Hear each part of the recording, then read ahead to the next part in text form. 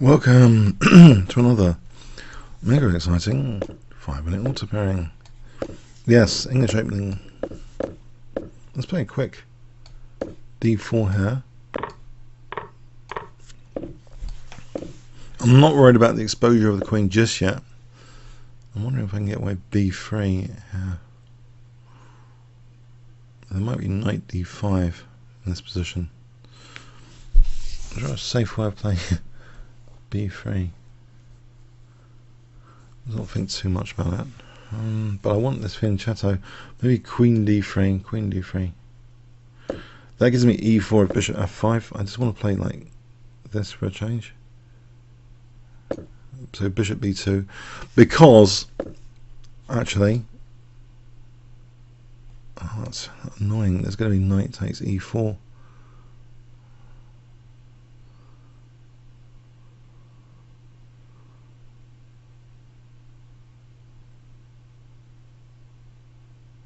Don't tell me I've already messed up. There's going to be knight E4. I've just asked for a rook to be loose. I've already messed up. Okay, there's bishop takes E4 and bishop B2. Oh, what a muppet. What a complete muppet. Yeah.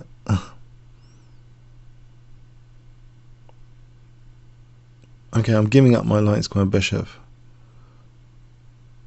If on knight E4. It's not, maybe it's not the end of the world. Yeah, as I was saying, there's actual footage of the first World Blitz Chess Championship, and I think Tao was struggling against English opening setups, but I'm gonna have to check the exact move order. Someone did like manage to double fianchetto, and I wish I could do that in my own games, but I think I've done this wrong. Maybe the rook moves first to B1. That would be sensible. You just got to watch out for tactical disasters. In fact, he's thinking here a while if this is actually worth it or not. Okay, well, I gain a tempo here. Maybe I get rid of his bishop. Maybe it's not such a big deal. I haven't had this position, funny enough, I don't think, that much. Okay. So, yes, it's bare. My light squares are pretty bare, but on the other hand, with knight D5, as I say, I don't think it's the end of the world just yet, but maybe it's getting in there. So get rid of his bishop. Do I really stand much worse if I get rid of his bishop?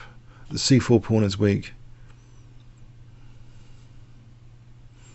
So I gained the tempo with bishop takes E4. If this works out, I might repeat it in another game in the future. You never know. It seems, I don't know, it's not entirely terrible. We've got some exposure on the dark squares, and he's got exposure on the light squares. Okay, so rook takes D5. Maybe playing for C5. Rook FD1. There's some nifty ideas. Rook H5 in the future, maybe. So rook FD1 and C5 immediately springs to mind. Okay, queen. Okay. Yes, that C pawn is a problem. If I just play rook C1, am I getting done over?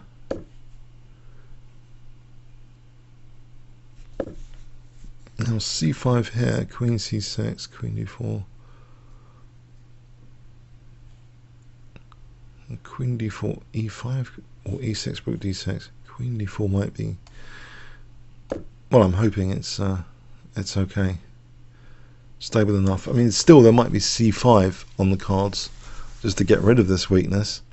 I suppose he can hit A2 to be annoying. No, he can't. Not yet. I'm controlling A5. All right. Okay. Can I just get rid of this weakness or play E3 here? C5 later.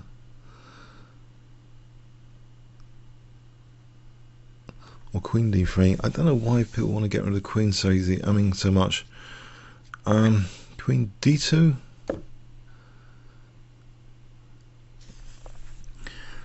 All right, so he can try and obviously he can try and double rooks. And it looks like a very natural plan. So am I on the defensive? Unfortunately, the answer to that seems to be yes.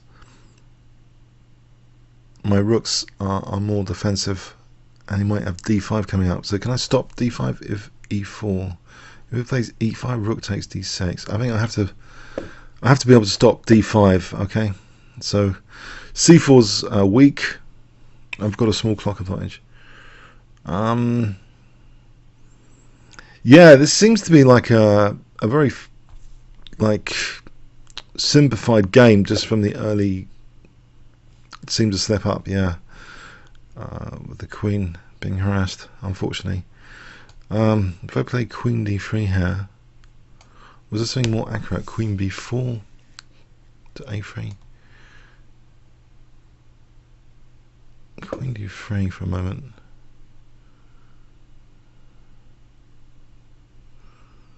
What about h4, h5, h6? Try and get something going like that. Okay, I'll protect this pawn. Alright, so he's torturing my torturable pawns. That's to be expected. In the meantime, okay, I haven't fallen to bits just yet. I don't think there's a d5. Can I get h4, h5, h6 in? Just to have a goal hanging pawn. No, okay, I get my king here. Right. Stop rook b3. Although they can probably come round to the first rank or second rank. So I'll need a plan to try and break through somewhere, the centre. I'll play rook d5 here. The question is, will I be mated on the first or second rank anytime soon? I don't think so. I mean, I hope not.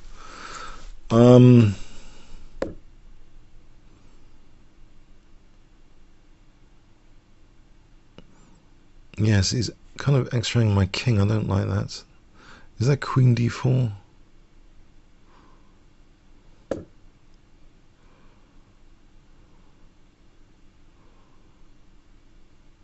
So I'm sort of looking at his rook here.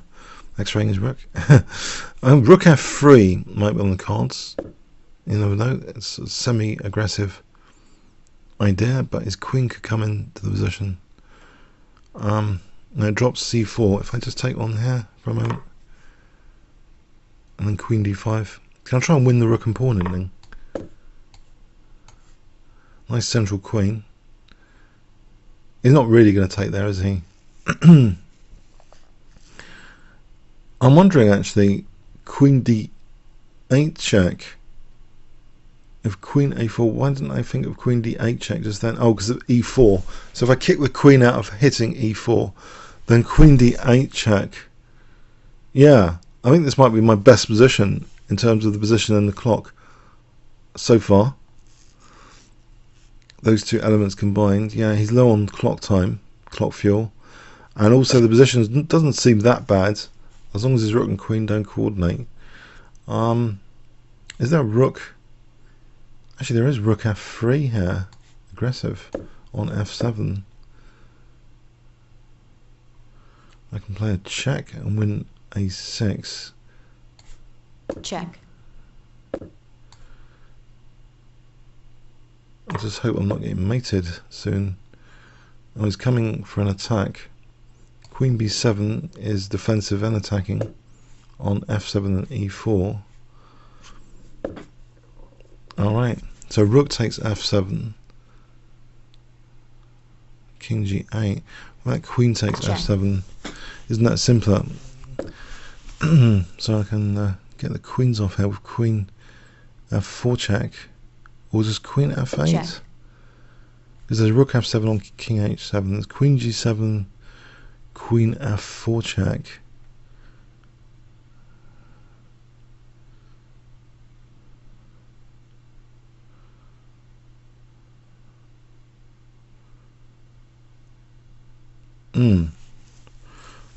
This is Norway. Alright, forfeited on time. Let's have a look.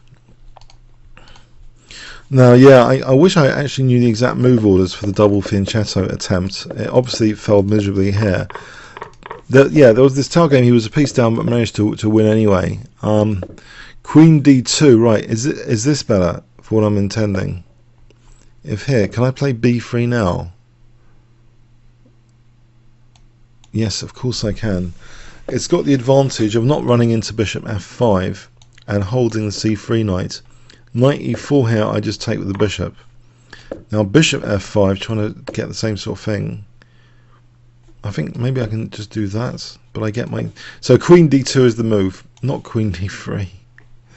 Ah, pathetic. You don't do queen d3, which supports bishop f5, which supports knight e4, which supports the a1 rook, yeah.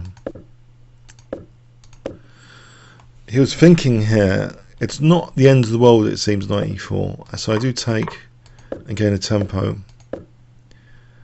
And worse, already after b5, because he's basically isolating that pawn. And if I don't allow the pawn to be isolated, then he's going to activate his rook, you know, if I took. So it's kind of a no-win situation with this c4 pawn.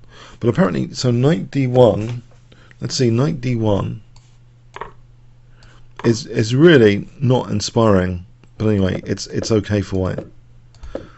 So now I am technically worse with that c pawn. c5, yeah, maybe. So I'm holding on to my c pawn and a pawn. Nevertheless, I don't think it's so easy to crack this white position here. In fact, yes, there was an opportunity. Queen d8 check. And taking here, okay, so that's good. Queen f6, well, okay, it's not terrible for white, it's small advantage for white. But the way he's played it, rook f3, now I'm actually, maybe I'm onto something. The way he's played it, check, picking up a6. Now queen b7, very good move, I think, engine agrees. And he's in trouble. Check. Big trouble. Okay, yeah, okay.